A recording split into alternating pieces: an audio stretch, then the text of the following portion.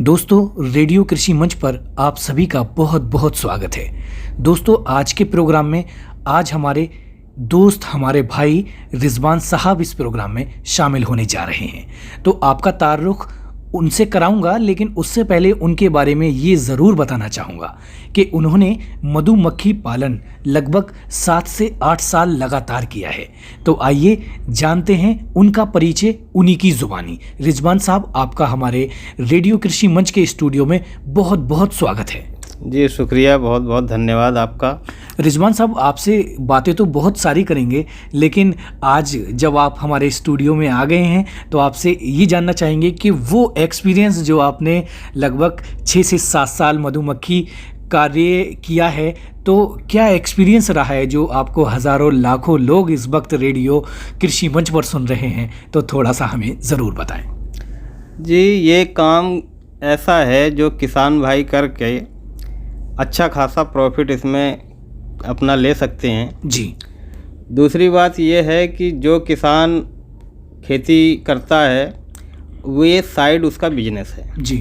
खेती के साथ साथ ये एक साइड बिजनेस है, ये काम करके वो अच्छा प्रॉफिट इससे ले सकता है। जी। इसकी ट्रेनिंग, इसके बारे में जानकारी ये आपको लेनी पड़ेगी। जी। उसके बाद ये शुरू करें आप। रिजवान साहब, इसकी जो ट्रेनिंग होती है वो हमें कहाँ से लेनी होती है, और इसको छोटे स्तर से बड़े स्तर तक ले जाने के लिए हमें किन किन चीज़ों का सहारा लेना पड़ता है, इसके बारे में थोड़ा बताएं। जी, इसकी ट्रेनिंग हर ज़िले में अपना एक कृषि विज्ञान केंद्र होता है। जी। वहाँ पर इसकी ट्रेनिंग दी जाती है। जी। या हो सकता हो बहुत सी जगह नहीं दी जाती हो, तो दूसरे ज़िलों में मालूम करके वहाँ पे पता कर लें कि वहाँ मधुमक्खी पालन की ट्रेनिंग दी जाती है कि नहीं दी जाती है। जी। दूसरी बात यह है कि इसकी जो है लागत और इसका जो खर्चा है ये वहाँ पे सारा कुछ ट्रेनिंग में बता देते हैं। जी। इसका जो है मधुमक्खी कहाँ से मिलेगी, क्या है, ये सब ट्रेनिंग में ज़्यादातर मालूमात दे दी जाती है। जी। तो मधुमक्खी पालन शुरू करना है तो वो कितने रुपए की लागत से शुरू कर सकता है और कितने पेटियों के साथ अपना काम शुरू कर सकता है? एक कम से कम तो 10 पेटी तो होना चाहिए। जी। ज़्यादा की कोई लिमिट नहीं है, कितना भी कर ले। 10 बक्से, दरअसल एक जो बक्सा होता है वो एक कॉलोनी कहलाती है। जी। तो 10 कॉलोनी कम से कम मधुमक्खी उसके पास होना चाहिए। जी। 10 कॉलोनी से वो शुरू करे तो उसमें कुछ अपना धीरे धीरे बढ़ाता भी जाए और उससे प्रॉफिट भी लेता जाए। अच्छा, तो ये मधुमक्खी कितने दिन में शहद तैयार कर देती हैं? ये सीजनल काम है, फूल का इसमें काम है सारा। अच्छा अच्छा। जी। इसमें जो है करीब 6-7 महीने, 8 महीने करीब सीजन रहता है इसका। अच्छा। जी। सबसे अच्छा सीजन इसका जो है सरसों लाही लाहा, इसका जो फूल होता है इस सीजन पे अच्छा शहद निकलता है। जी। तो हमें ये कैसे पता लगेगा कि एक पेटी में कितना शहद हो गया है? ये देखने के बाद खुद ही पता चल जाता है कि आपके बक्से के अंदर, आपकी कॉलोनी के अंदर छत्तों में शहद भर गया है कि खाली है। वो देख के आपको जो ट्रेनिंग में जो है वो सारा कुछ पता चल जाता है।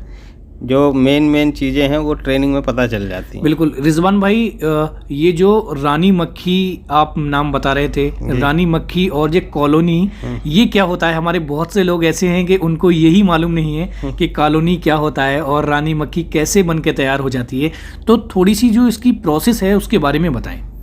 जी, रानी मक्खी दरअसल एक कॉलोनी में एक रानी मक्खी होती है। जी। ये उसी के सारे बच्चे होते हैं। जी। उसमें वर्कर है, लेबर है, जो सैनिक है, नर है, ये सारे अंडे जो है वो रानी मक्खी के ही होते हैं, उसी से सारे बच्चे निकलते हैं। जी। वो जो है नर जो मक्खी होती है वो एक कॉलोनी में कम से कम 200, 250, 500 तक हो जाते हैं। जी। रानी एक ही मक्खी रहेगी और बाकी उसके सारे लेबर, वर्कर, ये सैनिक ये होते हैं। बाकी जो छत्ते बनाते हैं वो उसके लेबर अलग होती हैं, शहद लाने वालों की लेबर अलग होती है। जी। ये अलग अलग मधुमक्खी का ये पूरा एक जो है सिस्टम बना हुआ है, उनका काम बटा हुआ है। जी। कि क्या कौन सी मक्खी का क्या काम है, ये सारे उसके बटे हुए हैं। लेकिन रानी मक्खी एक ही रहेगी। एक कॉलोनी में कम से कम 50,000 के, अच्छी कॉलोनी में 50-60 हज़ार के आसपास लेबर वर्कर रहते हैं जी। और 200 से 250-500 तक ये नर होते हैं और एक रानी होती है। ये एक कॉलोनी कंप्लीट हो जाती है। अच्छा, तो ये भोजन की प्रक्रिया कैसी रहती है? भोजन ये अपना फूलों से ही लेती हैं और उसी से अपना जो है विपरीत परिस्थितियों के लिए ये शहद इकट्ठा करती हैं जी। जब ये शहद अपने लिए इकट्ठा करती हैं ताकि ख़राब सीजन में, ख़राब मौसम में, बरसात में ये उसको खा सकें, लेकिन हम जब निकाल लेते हैं उस शहद को, तो जब सीजन जब इनका नहीं होता है, फूलों का सीजन नहीं होता है, तो उस टाइम पे हमें कृत्रिम भोजन देना पड़ता है इनको। जी। तो वो कैसी प्रक्रिया होती है, उसको कैसे हम भोजन दें, तो उसके बारे में बताएं। भोजन उसका देने का तरीका जो है, कई तरीके हैं उसके भोजन देने के। या आप चीनी जो है वो पानी में बराबर, या तो जैसे 1 किलो चीनी 1 लीटर पानी में, इसको आप घोल बनाकर आप रख दीजिए किसी परात में, तसले में जी। वो मधुमक्खी पता चलेगा उसको, वो अपना पीना शुरू कर देगी वहाँ से जी। इससे शहद नहीं बनेगा, इससे सिर्फ ये होगा कि मधुमक्खियाँ आपकी जीवित रह जाएंगी, अंडे बच्चे जो हैं उनको भोजन मिलता रहेगा जी।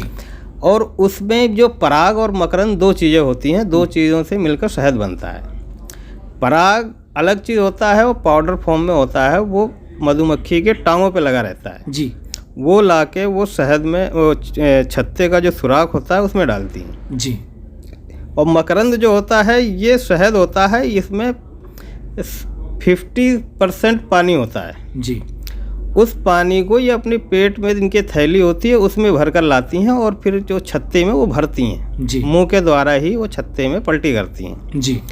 फिर उसको पानी जो उसमें 50% से ऊपर रहता है, उसको पंखों से उसको टेम्परेचर दे के उसका पानी सुखा के उसको गाढ़ा करती हैं, जब ये शहद फॉर्म में हमें मिलता है।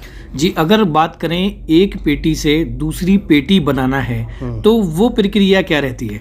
उसकी प्रक्रिया थोड़ा सा उसका टेक्निक है, वो जो है ये जो ट्रेनिंग में इसको बताते भी हैं कि एक बक्से से दूसरा बक्सा कैसे बनाएं। जी।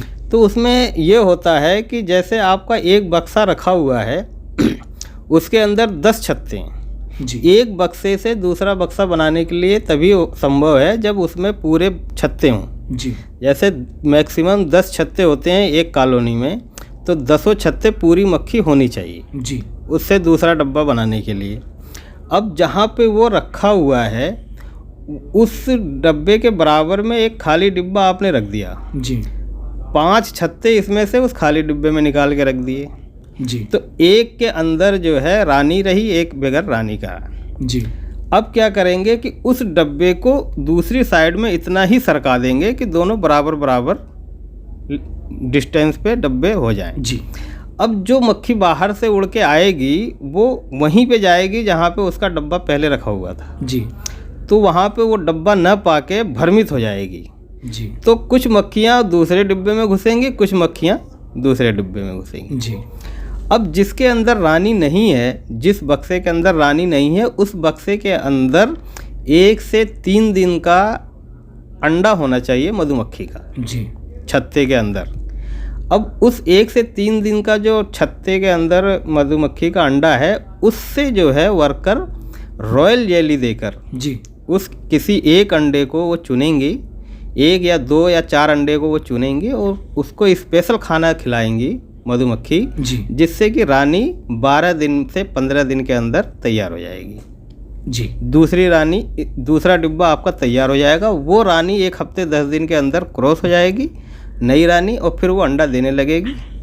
ये है इसका प्रक्रिया। बिल्कुल। और यहाँ एक चीज़ और जानना चाहेंगे, बहुत से किसान जो मधुमक्खी पालन करते हैं उनको अक्सर शिकायत रहती है कि मधुमक्खी पालन में बहुत सारे रोग लग जाते हैं और रोग लगने के बाद में पूरी जो फैमिली है, मधुमक्खी फैमिली पूरी ख़त्म हो जाती है। तो हमें किन चीज़ों का ख़ास करके ख्याल रखना चाहिए, इसके बारे में भी बताएं। जी, इसकी जो मधुमक्खी के अंदर रोग नहीं लगता है, रोग लगता है छत्तों के अंदर। जी। जो इसके डब्बे होते हैं इसकी साफ़ सफाई बराबर करनी पड़ती है। जी।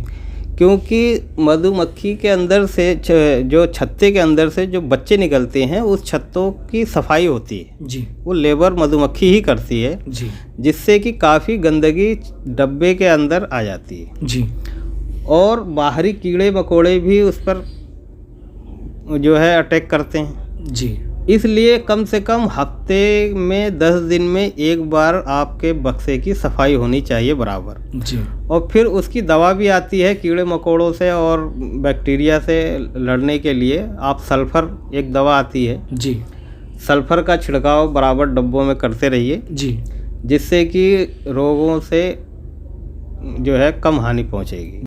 रिजवान भाई, आज आप रेडियो कृषि मंच के इस प्रोग्राम में शामिल हुए, आपको कैसा लग रहा है?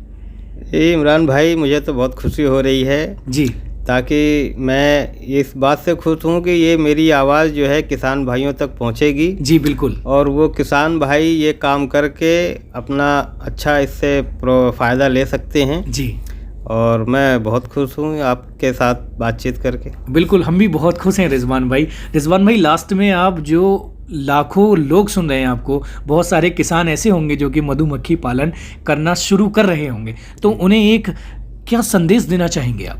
मैं उनको यही संदेश देना चाहता हूँ कि वो जो है ये काम करें, लेकिन इसकी पहले प्रारंभिक थोड़ी जानकारी ले लें। जी। ऐसा ना हो कि वो बिना जानकारी के, बिना ट्रेनिंग के मधुमक्खी लेकर आएँ और उनको उससे फ़ायदे की जगह नुकसान हो जाए। जी।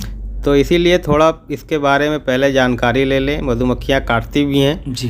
हाँ, तो सारी कुछ जो है उसके बारे में पूरी जानकारी ले पहले, फिर करें। काम अच्छा है, फ़ायदे का बिजनेस है जी और अच्छा काम है। ठीक है रिजवान भाई, आप हमारे रेडियो कृषि मंच के इस स्टूडियो में शामिल हुए और आपने बहुत ही महत्वपूर्ण जानकारी दी। आपका बहुत बहुत धन्यवाद। जी धन्यवाद आपका भी, जो आपने बातचीत का अवसर दिया।